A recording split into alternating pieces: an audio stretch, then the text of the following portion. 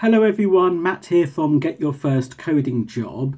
In today's video, I want to address a question which a lot of new developers of Java have, which is which IDE, which development environment should they be using to learn Java? The common choices are Eclipse, IntelliJ Idea, Netbeans, or maybe even JDeveloper, and of course there are others as well. Now, most people will say it doesn't matter which you pick, just pick one and start learning. But actually, I'm going to say it does matter.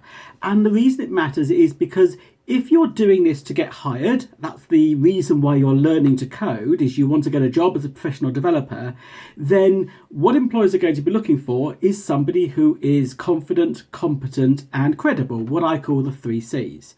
So does the choice of IDE make a difference as to whether you are going to be seen as a confident, credible, competent developer?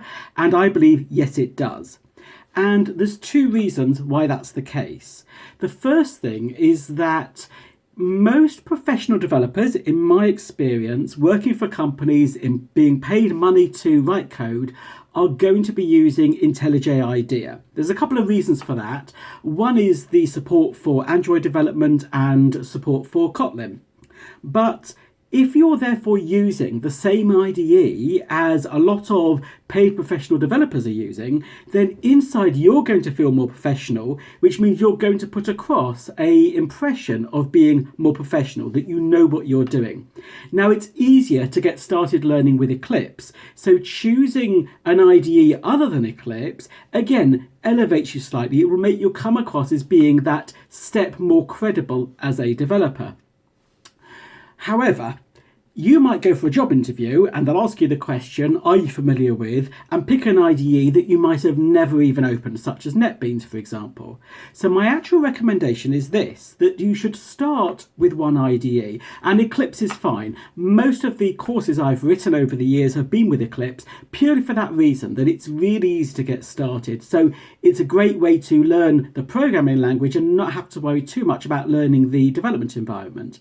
But then when you become more competent and you're feeling like you're getting good at coding and you're learning new stuff, of course, but you're becoming quite comfortable with the basics of the language, then I suggest you switch to another IDE, and at that point IntelliJ Idea is a good thing. And so by the time you go to an interview, ideally you'll know how to do a lot of the basics in at least 2 IDEs. And by the basics, I mean things like using the IDE to generate getters and setters, or a constructor for a class, using shortcuts on the IDE for system out print line, how to create a jar file, how to import Maven dependencies. As long as you know these things in 2 IDEs, that's going to set you up really well. Because if you do go to an interview and they ask you the question, have you ever used Netbeans? You can quite confidently sit there and say, no, I haven't, but I can do pretty much everything you might expect in Eclipse and in IntelliJ Idea. So converting that to Netbeans isn't going to be an issue, not a problem for me. Move on, what's your next question?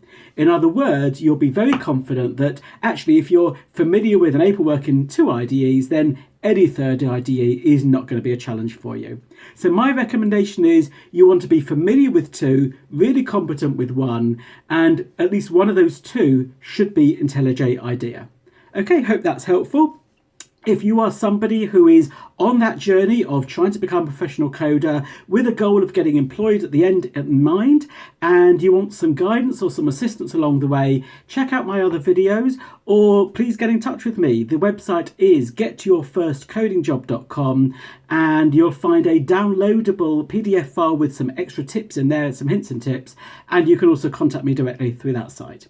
Okay, well, thanks for watching, and I look forward to seeing you again in the next video.